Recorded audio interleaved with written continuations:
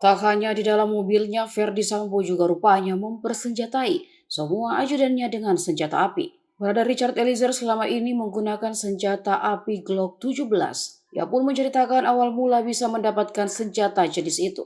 Senjata itu juga digunakan Richard menembak Nofriansah Yosua Huta Barat atas perintah Verdi Sambo. Menurut Richard, dia mengaku bisa mendapatkan senjata api itu dari Divisi Profesi dan Keamanan Propam Polri tanpa melalui tes. Verdi Sambo memerintahkan Richard untuk bertanya terkait senjata api kepada Korspri Kadif Propam Polri Cuk Putranto. Seperti keterangannya dalam sidang terdakwa Bribka Riki Rizal Wibowo dan Kuat Maruf di Pengadilan Negeri Jakarta Selatan Rabu 30 November kemarin. Ketua Majelis Hakim lalu bertanya apakah bisa mendapatkan senjata api yang melekat atau organik tanpa melalui tes psikologi dan kesehatan. Namun jawaban Richard mungkin saja karena itu perintah Verdi Sambo. Richard kemudian diminta datang ke kantor Propam Polri untuk mengambil senpi bersama seniornya, Barada Sadam. Ada dua jenis senjata saat itu, satu HS dan satunya lagi Glock. Saat mengambil senpi itu, Eliezer mengaku mulanya ingin menggunakan senjata HS karena sudah terbiasa latihan menggunakan pistol ketika bertugas di Brimob. Namun karena Barada Sadam juga ingin menggunakan senjata tersebut, akhirnya ia mengambil pistol jenis Glock. Ia pun membenarkan bahwa setiap ajudan Verdi Sambo dibekali satu senjata api dari Propam Polri. Barada E menjabarkan dirinya menggunakan Glock 17 sama seperti ajudan bernama Matius dan Azan Romer. Lalu Barada Sadam dan Yosua menggunakan pistol HS. Kemudian menurut Richard, ajudan Sambo bernama Prayogi Iktara Wikaton alias Yogi menggunakan senjata api Sig Sauer.